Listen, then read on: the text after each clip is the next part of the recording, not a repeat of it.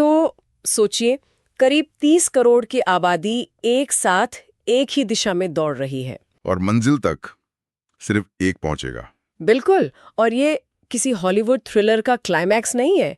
ये असल में उस रेस की कहानी है जो अस्तित्व में आने से पहले ही मतलब हम सबने जीती थी। हाँ, एकदम सही कहा। तो आज की इस विस्तृत चर्चा में हम मानव निषेचन यानी ह्यूमन फर्टिलाइजेशन के विज्ञान और उसके रहस्यों को डीकोड कर रहे हैं। हमारे पास जो स्रोत हैं वे एक बहुत ही शानदार मास्टर क्लास के विस्तृत हस्तलिखित नोट्स और डायग्राम्स हैं। और इन नोट्स को देखकर यह साफ हो जाता है कि जिसे हम अक्सर जीव विज्ञान की एक उबाऊ प्रक्रिया मान लेते हैं, हाँ, वो असल में दुनिया की सबसे खतरनाक, सबसे जटिल और अविश्वसनीय सर्वाइवल स्टोरी है। बिल्कुल। और हमारा मिशन केवल विज्ञान की पाठ्यपुस्तकों वाले तथ्यों को दोहराना नहीं है, बल्कि उस एक्शन से भरपूर सूक्ष्म यात्रा को खोलना है जो हर मानव जीवन की नींव रखती है। तो चलिए इसे थोड़ा डीकोड करते हैं। हाँ, तो अगर हम फर्टिलाइजेशन या निषेचन की बुनियादी परिभाषा की बात करें तो सुनने में ये बहुत सीधी लगती है। एक अगुणित यानी हैप्लॉइड शुक्राणु जिसमें गुणसूत्रों का केवल आधा सेट होता है, वो एक अगुणित अंडाणु से मिलता है और दोनों मिलकर एक द्विगुणित युग्मनज जिसे डिप्लॉइड जाइगोट कहते हैं। हाँ, उसका निर्माण करते हैं, है ना? एकदम सही। इसमें क्रोमोसोम्स का पूरा सेट होता है। आधा हिस्सा पिता से आता है और आधा माता से। लेकिन इस गणितीय समीकरण को हकीकत में बदलने के लिए एक पूरी युद्ध स्तर की रणनीति की जरूरत होती है। और ये रणनीति कहाँ और किन हालात में काम आ रही है, ये समझना सबसे जरूरी है। मतलब अगर हम ये देखें कि निषेचन कैसे होता है, तो पहले ये देखना होगा कि कहाँ हो रहा है। हाँ, बिल्कुल। नोट्स में आंतरिक और बाह्य निषेचन की बहुत अच्छी तुलना की गई है। अगर हम मछलियों या मेंढकों को देखें तो वो अपने अंडे सीधे पानी में छोड़ देते हैं। वहां बाह्य निषेचन होता है, जहां जीवित रहने की दर बहुत कम होती है। हाँ, शिकारी जीव तापमान में बदलाव या पानी का बहाव उन्हें नष्ट कर सकते हैं, इसीलिए उन्हें लाखों करोड़ों युग्मक बनाने पड़ते हैं। लेकिन इंसानों में ऐसा नहीं है। इंसानों में आंतरिक निषेचन होता है, जो मादा शरीर के अंदर होता है। बिल्कुल। यह एक सुरक्षित, नियंत्रित वातावरण देता है, एक तिजोरी की तरह। लेकिन इस तिजोरी के अंदर का रास्ता कतई आसान नहीं है। आसान? ये तो किसी सुसाइड मिशन जैसा लगता है।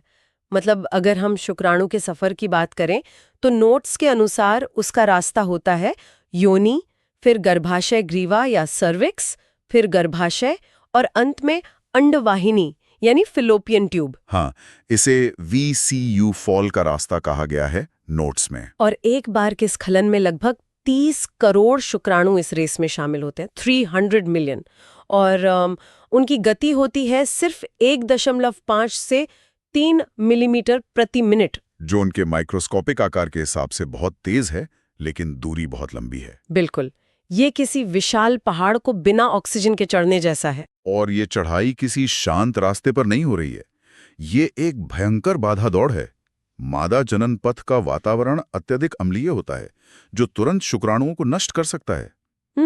इसके अलावा योनि में मौजूद सफेद रक्त कोशिकाएं यानी जो ल्यूकोसाइट्स या WBCs हैं, वो लगातार गश्त लगा रही होती हैं। वे लाखों शुक्राणुओं को वहीं खत्म कर देती हैं। और यहीं पर मुझे सबसे बड़ी उलझन होती है।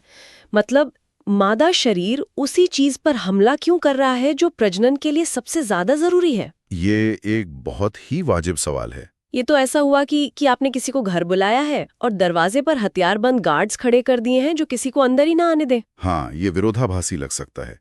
लेकिन यहाँ जो बात सबसे आकर्षक है वो ये है कि शरीर की प्रतिरक्षा प्रणाली, जो इम्यून सिस्टम है, उसे खुद को बचाने के लिए ही प्रोग्राम किया गया है। अच्छा। उसके लिए कोई भी बाहरी कोशिका एक संभावित खतरा है, फिर चाहे वो शुक्राणु ही क्यों न हो।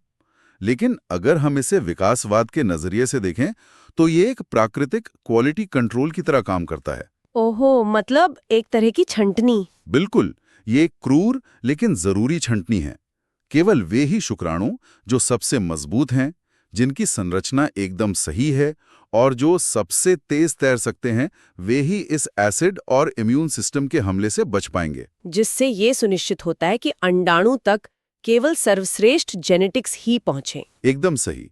इसी वजह से 30 करोड़ में से मुश्किल से कुछ 100 ही फैलोपियन ट्यूब के उस अहम हिस्से तक पहुंच पाते हैं। मतलब सिर्फ एलीट एथलीट्स ही फाइनल में पहुंच रहे हैं। लेकिन दूसरी तरफ भी इंतजार हमेशा के लिए नहीं होता। अंडाणु भी कोई आराम से नहीं बैठा है। बिल्कुल नहीं। मासिक चक्र के 14वें दिन जब अंडाशय से द्वितीयक अंडक निकलता है तो उसके पास समय बहुत कम होता है। हाँ, नोट्स में लिखा है कि फैलोपियन ट्यूब के सिरे पर फिम्ब्री नाम की उंगलियों जैसी संरचनाएं उसे पकड़ती हैं और सीलिया उसे आगे धकेलती हैं। लेकिन उसकी उम्र केवल 12 से 24 घंटे की होती है। हाँ, बस 12 से 24 घंटे। ये एक बेहद छोटी विंडो ऑफ अपॉर्चुनिटी है। और ये मिलन ट्यूब में कहीं भी नहीं हो सकता। निषेचन का एक बहुत ही सटीक स्थान तय होता है, एम्प्यूला और इस्थमस का जंक्शन। Ampulla isthmus junction. हाँ, जहां ट्यूब का चौड़ा हिस्सा और संकड़ा हिस्सा मिलते हैं। दोनों युग्मकों का एक ही समय पर उस जंक्शन पर पहुंचना अनिवार्य है। अगर टाइमिंग थोड़ी भी बिगड़ी तो निषेचन संभव ही नहीं है। तो मान लीजिए टाइमिंग एकदम परफेक्ट रही, कुछ 100 सर्वश्रेष्ठ तैराक उस जंक्शन तक पहुंच गए और अंडाणु वहां मौजूद है, तो क्या तुरंत निषेचन हो जाएगा? बिल्कुल नहीं। असल चुनौती तो अब शुरू होती है। हाँ, यहाँ से एक अंडरकवर एजेंट वाली कहानी शुरू होती है, जिसे जीव विज्ञान में कैपेसिटेशन या योग्यता अर्जन कहा जाता है। हाँ, जब शुक्राणु जनन पथ में प्रवेश करते हैं तो वे तकनीकी रूप से अंडाणु के अंदर जाने में असमर्थ होते हैं। उनके सिर पर एक सख्त परत होती है, जिसे आप एक सुरक्षात्मक कैप कह सकते हैं, जो उन्हें योनि के अम्लीय वातावरण से बचाती है। सही कहा। लेकिन जब वो फैलोपियन ट्यूब तक पहुंच जाते हैं तो मादा जनन पथ के स्राव इस हेलमेट या कैप को धीरे धीरे पिघलाकर हटा देते हैं। हाँ, नोट्स की वो मेमोरी ट्रिक मुझे बहुत पसंद आई। कैपेसिटेशन मतलब स्पर्म की कैप हटाना ताकि वो केपेबल बन सके। एकदम सटीक ट्रिक है। ये तो जैसे कोई जासूस दुश्मन के बेस में घुसने से ठीक पहले अपना भेष उतारता है और सीक्रेट कोड्स का इस्तेमाल करता है। हाँ, और इस कैप के हटने से शुक्राणु अचानक बहुत ज्यादा सक्रिय हो जाते हैं। उनकी पूंछ की हरकत चाबुक जैसी हो जाती है। वे अब अंडाणु को भेदने के योग्य हो गए हैं। बिना कैपेसिटेशन के एक शुक्राणु अंडाणु से टकराकर भी कुछ नहीं कर पाएगा। खैर, कैपेसिटेशन हो गया। अब अगला कदम है दीवार को तोड़ना, क्योंकि अंडाणु कोई बिना सुरक्षा वाली कोशिका तो है नहीं। बिल्कुल नहीं। उसके चारों ओर कोरोना रेडियाटा और उसके ठीक अंदर जोना पेलुसिडा नाम की बहुत मोटी सुरक्षा परतें होती हैं। जोना पेलुसिडा तो जैसे अंडाणु का अपना बुलेट प्रूफ जैकेट है। हाँ, और इस बुलेट प्रूफ जैकेट को पार करने के लिए ही एक्रोसोमल अभिक्रिया या एक्रोसोमल रिएक्शन की जरूरत होती है। योग्य शुक्राणु के सिर पर एक छोटी थैली होती है, एक्रोसोम। जैसे ही वो जोना पेलुसिडा के संपर्क में आता है, ये थैली फट जाती है और उसमें से स्पर्म लाइसिन नाम के एंजाइम निकलते हैं, जो बिल्कुल किसी माइक्रोस्कोपिक ब्लो टॉर्च की तरह काम करते हैं। बहुत अच्छी एनालॉजी है। मतलब वो तिजोरी का दरवाजा पिघला रहा है ताकि अंदर घुसने का रास्ता बन सके। लेकिन यहाँ नोट्स में एक गोल्डन रूल दिया गया है। हाँ, वो गोल्डन रूल ये है कि इस पूरी प्रक्रिया के लिए कैल्शियम और मैग्नीशियम आयनों की मौजूदगी अत्यंत आवश्यक है। सिर्फ कुछ आयन? मतलब क्या वे सच में पूरी प्रक्रिया को रोक या शुरू कर सकते हैं? अगर हम इसे व्यापक संदर्भ में देखें तो वो केवल मौजूद नहीं रहते, वे इस पूरी प्रक्रिया की कुंजी हैं। अच्छा। जब शुक्राणु अंडाणु को छूता है तो कैल्शियम आयन तेजी से शुक्राणु के अंदर घुसते हैं। ये कैल्शियम ही वो सिग्नल है जो एक्रोसोम की थैली को फटने का आदेश देता है। इन आयनों के बिना निषेचन पूरी तरह से असंभव है। यह दिखाता है कि शरीर का रासायनिक संतुलन इस प्रक्रिया के लिए कितना महत्वपूर्ण है। बिल्कुल। अब यहाँ बात सच में बहुत दिलचस्प हो जाती है। मान लीजिए ब्लो टॉर्च ने काम किया और एक शुक्राणु अंदर घुसने में सफल हो गया, लेकिन बाहर अभी भी सैकड़ों भूखे योग्य शुक्राणु उसी दीवार को पिघलाने में लगे हैं। यही तो सबसे बड़ा खतरा है। हाँ, अगर 300 मिलियन शुक्राणुओं में से सिर्फ एक को ही अंदर जाने देना था, तो बाकी बचे हुए शुक्राणुओं का क्या होगा? क्या होगा अगर एक से ज्यादा शुक्राणु अंदर चले जाएं? इसी खतरे से निपटने के लिए अंडाणु एक झटके में एक लॉकडाउन तंत्र चालू करता है। इसे कॉर्टिकल अभिक्रिया या कॉर्टिकल रिएक्शन कहते हैं।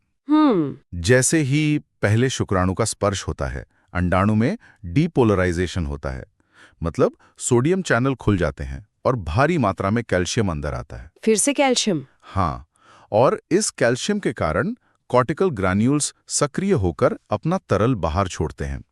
यह तरल उस ज़ोना पेल्यूसिडा को तुरंत एक सख्त अभेद्य दीवार में बदल देता है, जिसे फर्टिलाइजेशन मेम्ब्रेन कहते हैं। तो ये सच में एक बायोलॉजिकल ब्लास्ट डोर के अचानक बंद होने जैसा है।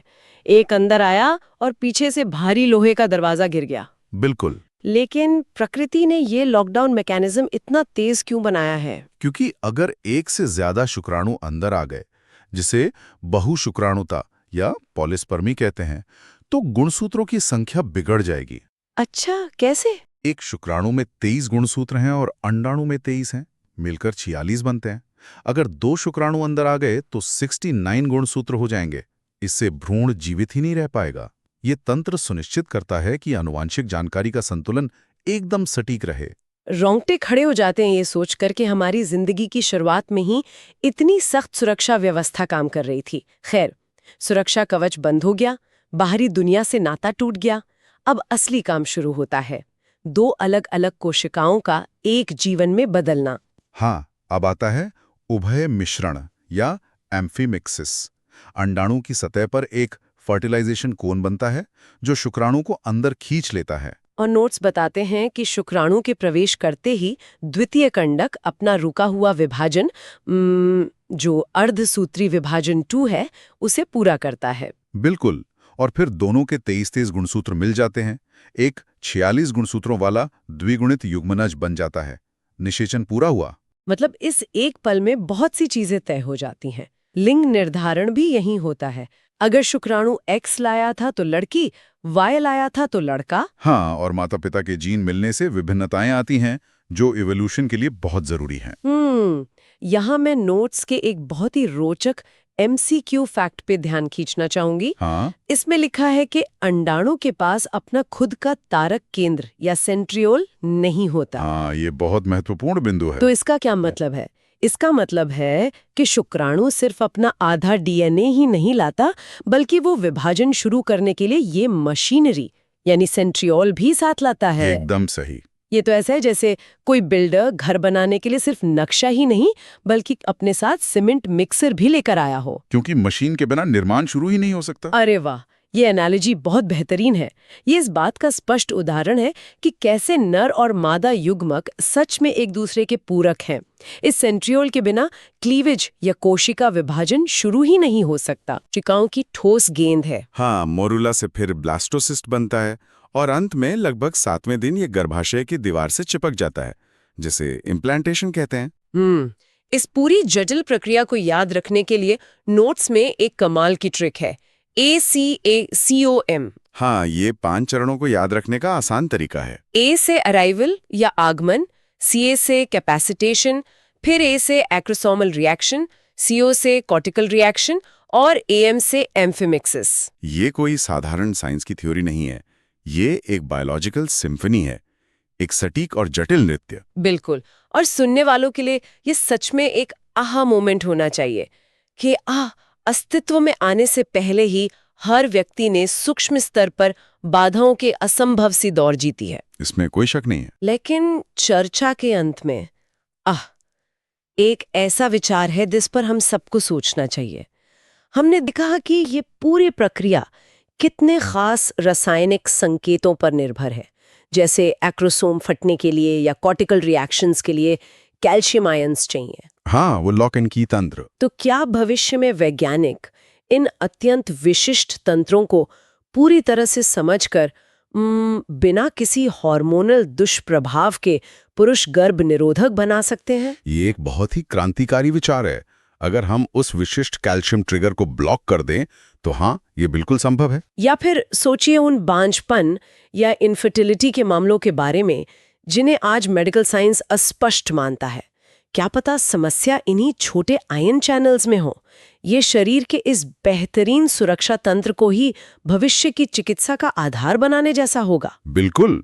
बुनियादी विज्ञान को समझना ही भविष्य की सबसे बड़ी चिकित्सा क्रांतियों का रास्ता खोलता है। एकदम सही बात है। खैर, आज की इस विस्तृत चर्चा को यहीं विराम देते हैं। यह याद रखना जरूरी है कि जीव विज्ञान केवल किताबें नहीं है, यह हमारी अपनी सर्वाइवल स्टोरी है।